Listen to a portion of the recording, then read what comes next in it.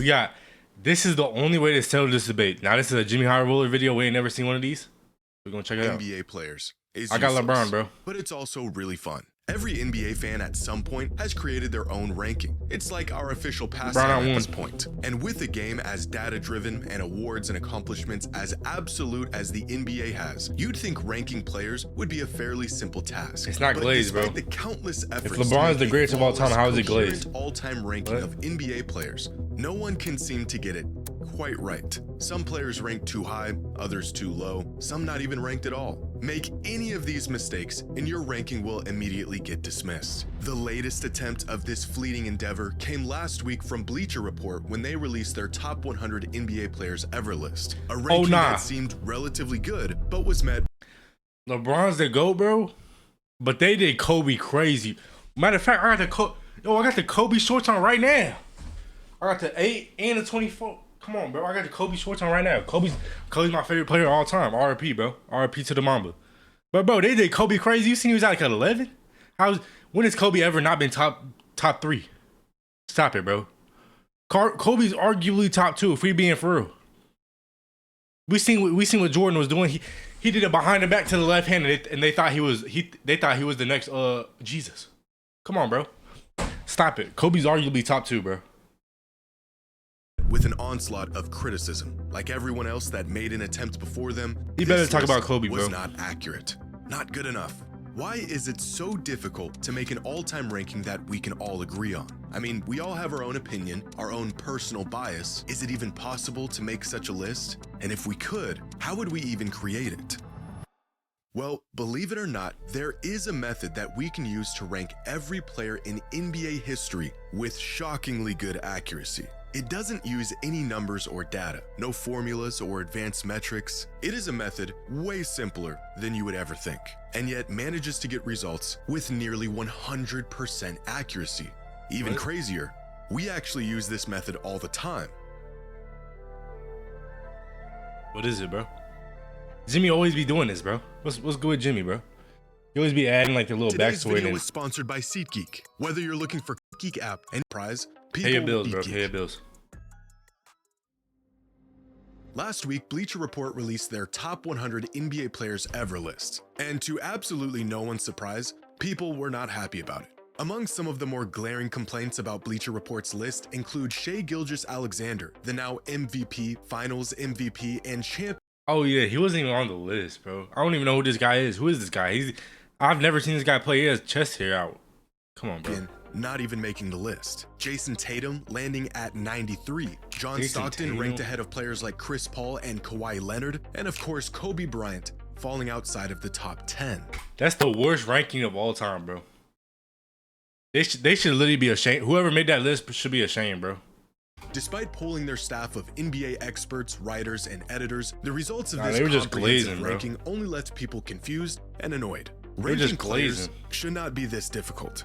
And yet, it is. But to understand why it's so difficult, we first need to understand why every ranking, no matter how thought out it is, how logical the criteria is, how much data was used, always falls short.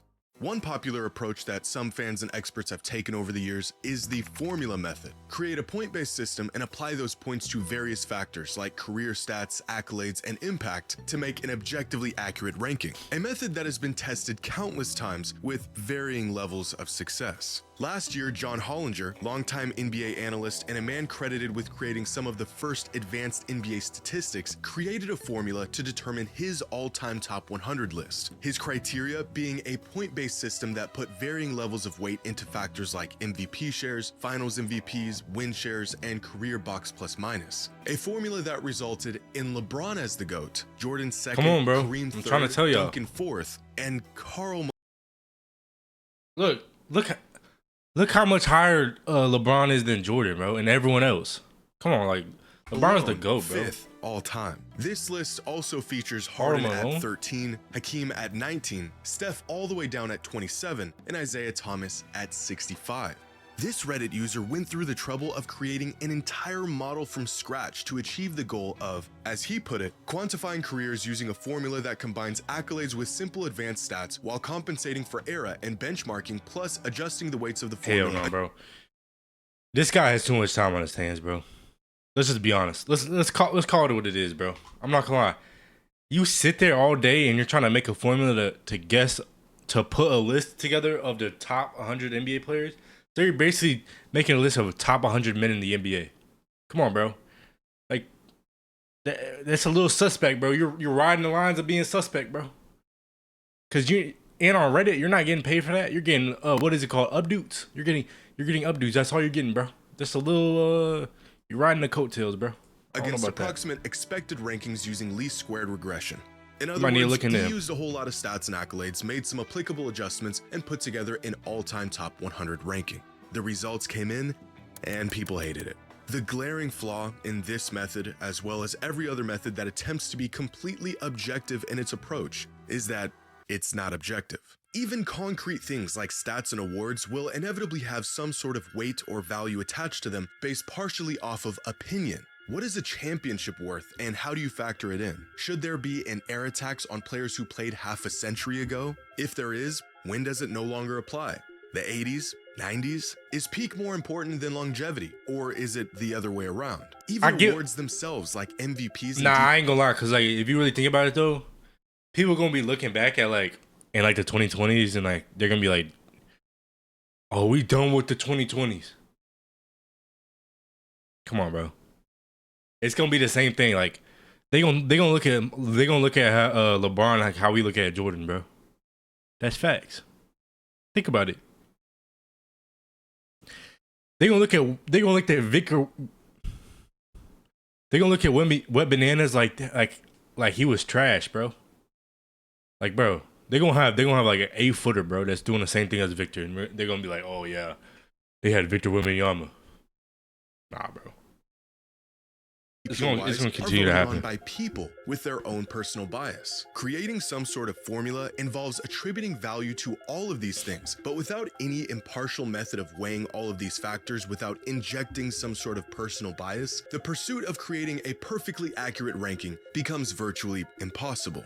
So, what if we just remove the personal bias? What if we strictly use data and numbers, two important factors that have no bias, to make a completely accurate and nonpartisan all-time ranking? Is this 2K? Well, because the rankings get... Nah, that's...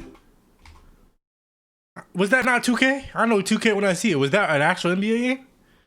Really fast. For example, that look Box like 2K? Plus Minus has Nikola Jokic as far and away the best player of all time. It also has Luka Doncic 4th, David Robinson 6th, and Tim Duncan 19th. But I like Luka, but he's not the right greatest of all time. And Let's with stop enough it, bro. data, and when used in conjunction with one another, a purely data-driven approach could lead us in the right direction. And this is what Ben Taylor of Thinking Luka being the Basketball greatest did is back kinda in crazy. 2017 when he created his top 40 list. As Ben says when describing his methodology, I won't attempt to balance Kobe's championships with Shaq, nor do I care about accolades like all-star teams or the number of Hall of Fame teammates someone played with. I also don't care about how many rings a player won. The very thing I'm trying to tease out is who provided the most lift. Instead of trying to assign value to things like So it's rings and gonna be- MVPs, Ben's list ranks players based LeBron's on gonna who be number one provided then. the largest increase in the odds of a team winning a championship over the course of their Oh career. yeah, it's gonna be LeBron. Ben's specific method and reasoning is probably the best out there when it comes to seeking an objective ranking, using the best advanced metrics available and using them logically to find the most accurate conclusion. The results of this experiment were eventually updated in 2022 and are generally accepted as a really solid list without the outliers or massive holes that other lists have. The only problem is, this is not an all-time player ranking. As Ben stated, this list is a player evaluation, not necessarily a ranking of the greatest players of all time. And it's evaluating how good these players were, their abilities and their effectiveness in using those abilities, not how not the great same they thing? were or what they accomplished. Oh yeah, A great is great different than exercise great in is different than determining best which players careers. had the largest impact on the court, but not the best method in determining how that impact actually translated to tangible Yeah, success. if we're talking about the GOAT, For 'cause it is example, greatest this of all method time, is providing so, evidence that yeah. Karl Malone had a larger statistical impact than Stephen Curry over the course of his career, but I'm not sure if there's That's a single crazy. human being on planet Earth that would argue Karl Malone is greater than Steph is. Bro, if you Using argue anything for purely Karl Malone, statistics just stop, and bro. data to rank We don't players rest- removes if you try to valuable argue context for that Karl Malone- certainly matters when evaluating how great they were throughout their Come on, bro. career. However, allowing awards and achievements to partially dictate rankings will inherently skew the results due to personal bias and variance of opinion. So, Nah, we didn't go back on that, bro. Stephen Curry's method is providing evidence that Karl Malone had a larger statistical measurable impact than Stephen Curry over the course of his career, but I'm not sure if there's a single human being on planet Earth that would argue Karl Malone is greater than Steph is.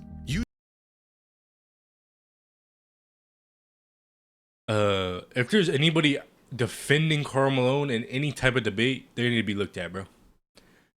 And if you don't know why, do your homework on Karl Malone, bro. There's a lot of homework to be done on him. Yeah. Using purely statistics and data to rank players removes valuable context that certainly matters when evaluating how great they were throughout their career. However, allowing awards and achievements to partially dictate rankings will inherently skew the results due to personal bias and variance of opinion. So looking at it through either of these lenses will lead you to inaccurate results. But maybe we're looking at this through the wrong lens altogether.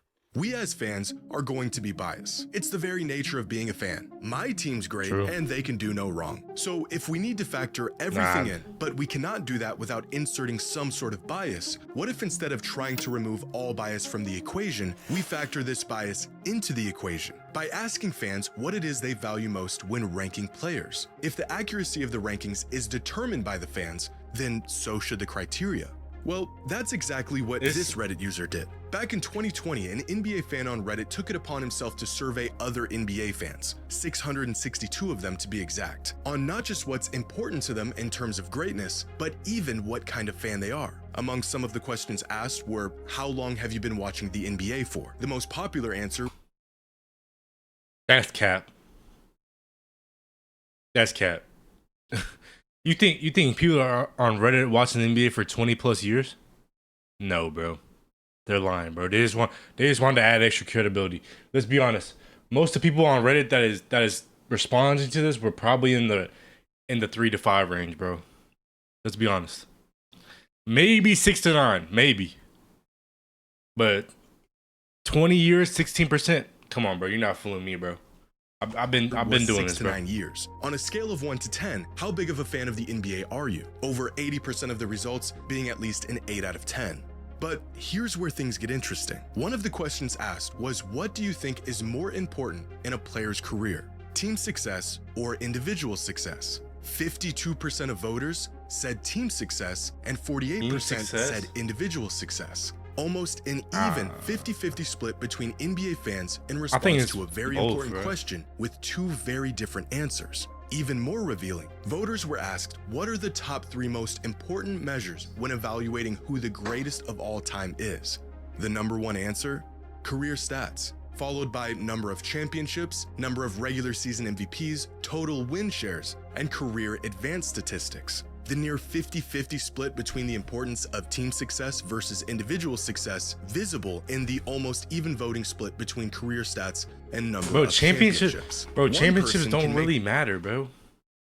Like, championships really don't matter, bro, if you think about it. Why do championships matter? They don't, bro. Like, I get, like, they do to a certain extent, but they really don't, bro. If we're being 100% honest, and hold up, we're gonna check the audio. We're gonna make sure the audio is good.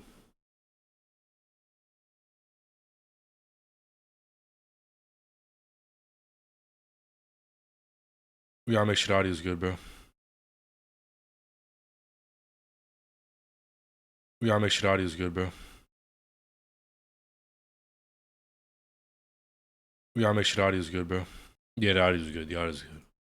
Their rankings based on how good a player was. Meanwhile, another person could make their rankings based on how much success a player had. 2 completely different criterias. So how exactly can we make a player ranking that is agreed upon if we can't even agree on what actually matters, or at least what matters most? No matter what approach you take, no matter how much personal bias or opinion you try to take out of it, the results will always end up skewed in some sort of direction. There's just too many factors, difference in opinion, difference in what matters most from fan to fan. But there is one way, one method that has been proven to be the best way to get to an accurate conclusion about things otherwise not agreed upon. What is this scientifically backed method? It's the exact one Bleacher Report used. Ask people. Have you ever seen the show Who Wants to Be a Millionaire? Let's play Who Wants to Be a Millionaire right now. It was a game show where contestants would answer a series of multiple choice questions. How did we get here? How did we get to Who Wants to Be a Millionaire from the NBA? That's kind of crazy. Each correct answer winning them more money and progressively getting more difficult until the eventual $1,000,000 question. Now, this game show would feature one sole contestant at a time who had to answer these questions by themselves. However, each contestant was granted what were called lifelines, tools the contestant could use to help them answer difficult questions. These 3 lifelines were 50-50, eliminate 2 of the 4 options in a multiple choice question, leaving the contestant with a 50% chance of getting the right answer. Phone a friend, where the contestant could call a friend live on the show for help. And the third one was Ask the Audience, where each member of the audience would vote on what they thought was the correct answer to any given question. All of these lifelines were valuable, but one of them in particular resulted in the correct answer far more than the others. The 50-50 lifeline, as the name suggests, got contestants to the correct answer about 50% of the time. Phoning a friend resulted in contestants getting the correct answer 66% of the time. But asking the audience resulted in the correct answer 92% of the time. By far, the most accurate method of coming to the correct answer for any question in the show's history. And this is a demonstration of a concept known as the wisdom of the crowd, an idea that refers to the collective judgment of a group of people often being more accurate than the judgment of any single individual, even an expert. And it is an incredibly accurate method of arriving on the correct answer to any logical question. In 2011, the BBC network put this concept to the test by filling a jar with jelly beans and asking 160 contestants how many jelly beans they thought were in the jar. The answers were absolutely insane, ranging from 500 to 50,000. And yet somehow their collective average was 10,000. Unbelievably close to the actual number. After conducting their experiment, it was revealed that there were exactly 4,510 jelly beans in the jar. The average guess among all 160 participants, 4,515.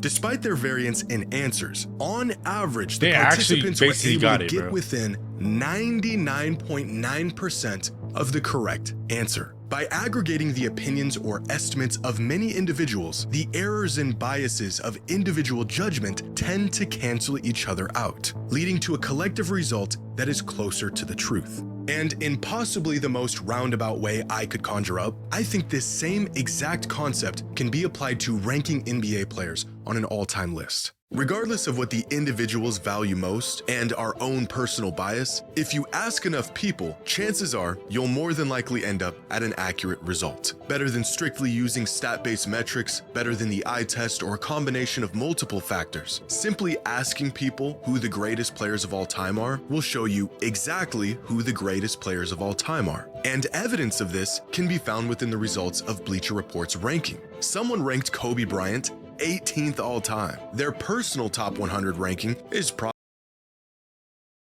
probably a little wacky. But this vote inadvertently balances out someone else who voted Kobe 4th all time. Same goes for every single player on this list. Someone had Jokic 12th all time, another voter had him 28th, and everyone else had him somewhere in between. The range of votes for Charles Barkley are probably the largest of any player on this list, with one vote for him as the 18th greatest player and another with him as the 74th greatest player. With individual rankings like this, you'd think the final result would be a mess, and yet Barkley ended up being ranked 25th all time, right about where he should be.